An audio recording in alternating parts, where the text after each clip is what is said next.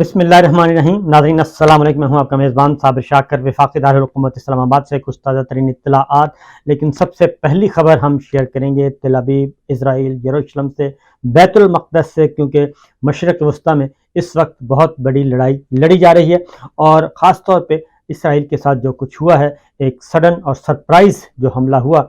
اس سے نہ صرف اسرائیل کا دفاعی نظام اس کا بھرکس نکل گیا، بلکہ مغربی ممالک میں جو اس کی ایک دھاک بیٹھی ہوئی تھی، وہ دھاک جو ہے وہ جھاگ کی طرح بالکل فنح فلہ ہو گئی ہے. اور اب جو ہے وہ وضاحتیں آ رہی ہیں. لیکن اس ساری صورتحال میں عالمی ذرائع ابلاغ، ہمارے ہاں تو آپ کو خبریں بہت کم ملیں گی، لیکن عالمی ذرائع ابلاغ خاص طور پہ جو ہے مغربی ممالک اور امریکہ، برطانیہ کا میڈیا، یورپ کا میڈیا، وہ اس ساری لڑائی کو خاص طور پہ اس اینگل سے بہت زیادہ غور سے دیکھ رہا ہے کہ آخر اسرائیل کا جو دفاعی نظام تھا، وہ ڈوم سسٹم تھا، وہ جو ساری اتنی لیئرز تھیں سیکیورٹی کی، وہ ساری کی ساری ہوا ہو گئیں اور جدید ترین ٹیکنالوجی بھی فلاپ ہو گئی. اور وہ ایسا کون سا کمانڈر ہے، ایسے کون سے جنگجو تھے اور ایسا کون سا پلانر ہے جس نے یہ سارے کا سارا پلان کیا اور اس انداز سے پلان کیا کہ کسی کو کانوں کان خبر نہیں ہوئی. اور سبکی ہو رہی ہے پوری دنیا میں اسرائیل کی، کیونکہ اسرائیل جو ہے وہ ایک سپرمیسی اس کو حاصل تھی اور وہ سمجھتا تھا کہ میرے پاس وہ ٹیکنالوجی ہے وہ کسی کے پاس بھی نہیں. اور اس کا ذکر army chief general Qamar Javed Bajwa جو کہ سابق ہیں، وہ کرتے رہے ہیں ہمارے ساتھ بھی. اور وہ بہت ان کی جو ایجادات ہیں اور ان کی جو سائنسی دنیا میں اور تحقیق کی دنیا میں ان کو ایج حاصل تھا اسرائیل کو، اس کا بہت ذکر کرتے تھے. تو یہ سارے کا سارا آخر ماجرا کیا ہے؟ تو اب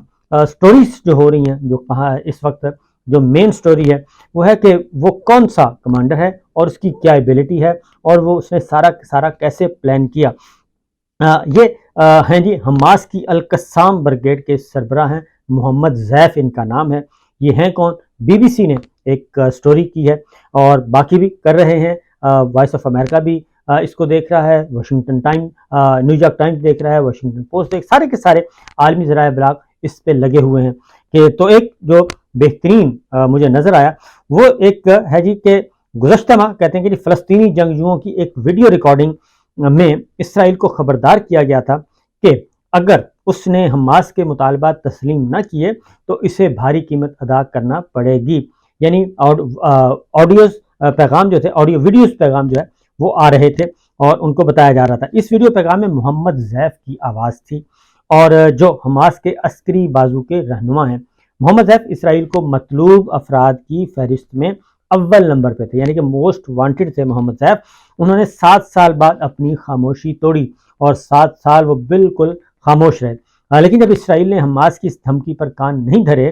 تو اسرائیل اور حماس میں 11 دن تک شدید لڑائی ہوئی، جس کے بعد فریقین کے درمیان جنگ بندی ممکن ہو سکی. اور غزہ کی گنجان آباد پٹی پر 11 دن تک اسرائیل کی فضائیہ اور توپ خانے کی بے دریغ بمباری سے اقوام متحدہ کے اعداد و شمار کے مطابق 60 سے زیادہ بچے اور 2 درجن سے زیادہ خواتین سمیت 242 فلسطینی جاں بحق ہوئے، جبکہ اسرائیل پر داغی گئی کئی ہزار راکٹوں سے 2 بچوں سمیت 13 اسرائیلی مارے گئے تھے. یہ سچویشن تھی. اور اب جو ڈیٹیلز آ رہی ہیں یہ میں آپ کو مزید بتاتا ہوں، کیونکہ ایک پراسرار شخصیت ان کو بتایا جا رہا ہے. محمد زیف جو اسرائیل کے نشانے پر تھے،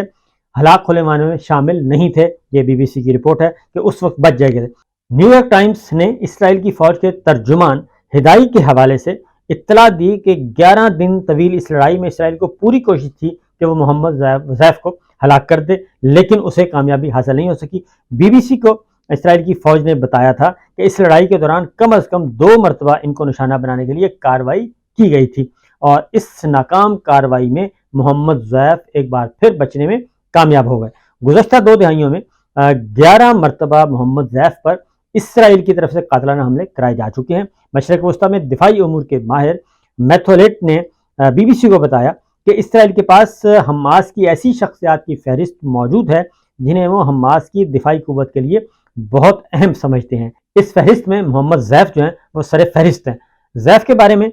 جو کچھ ہمیں علم ہے وہ کہتے ہیں کہ اس کا ذریعہ اسرائیل اور فلسطینی ذرائع ابلاغ ہیں. ان کے مطابق محمد زیف غزہ کی پٹی کے علاقے خان یونس کے ایک مہاجر کیمپ میں سن 1965 میں اس وقت پیدا ہوئے جب یہ علاقہ مصر کے زیر تسلط تھا۔ ان کی پیدائش کے وقت ان کے والدین ان کا نام محمد زائب ابراہیم المصری رکھا تھا،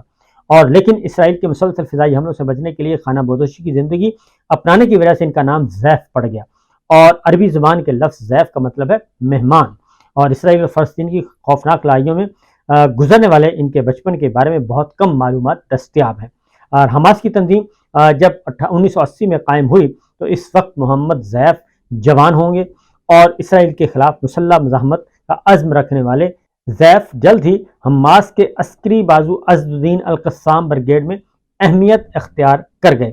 امریکہ کی وزارت خارجہ میں انسداد دہشت گردی کے سابق مشیر کا کہنا ہے کہ وہ حماس کی قیادت میں ایک سخت گیر رہنما کے طور پر جانتے ہیں، اور حماس کے جنگجو کمانڈروں سے قربت رکھتے ہیں، جن میں حماس کے انجینئر اور جو دھماکہ خیز مواد تیار کرتے ہیں یحییٰ عیاش بھی شامل تھے۔ عیاش کو سن 1990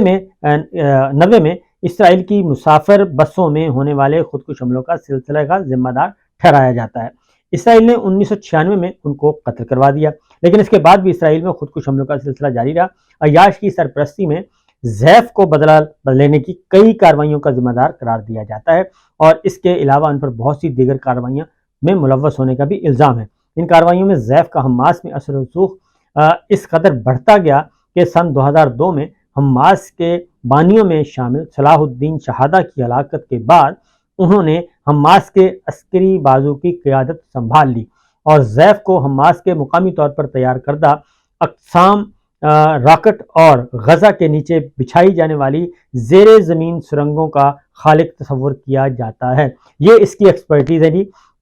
کہ یہ زیر زمین سرنگیں جو ہیں وہ طویل ترین سرنگیں وہ اس نے بچھائیں، اور اس کا وہ خالق تصور کیا جاتا ہے، اور زیف ان زیر زمین سرنگوں میں اپنا زیادہ تر وقت گزارتے ہیں، اور یہاں ہی سے وہ اسرائیل کے خلاف حملوں کی سربراہی اور قیادت کرتے ہیں۔ اور زیف کے لیے نظروں سے اوجھل رہنا زندگی اور موت کا مسئلہ ہے، اور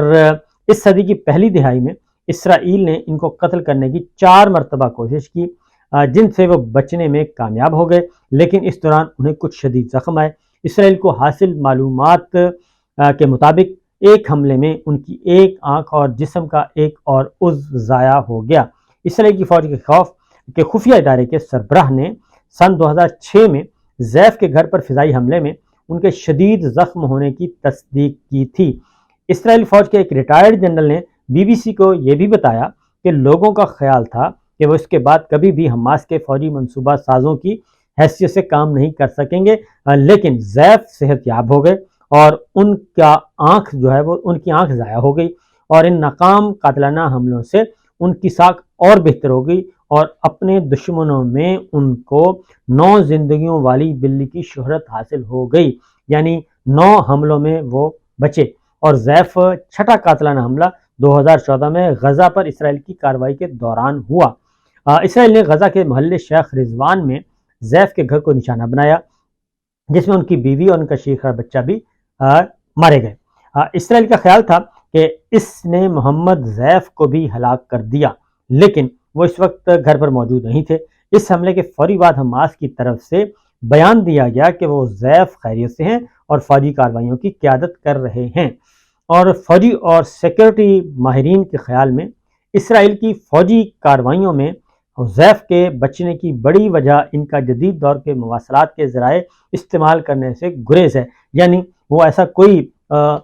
کمیونیکیشن کا ٹول استعمال نہیں کرتے جس سے کہ ان کی لوکیشن ٹریس ہو سکے، اس لیے وہ ان چیزوں سے دور رہتے ہیں اور اس سے بچتے ہیں۔ اور لیوٹ کے مطابق جی، اگر آپ فون استعمال نہیں کرتے، آپ کمپیوٹر پر نہیں ہیں، تو جدید انٹیلیجنس اداروں کے لیے آپ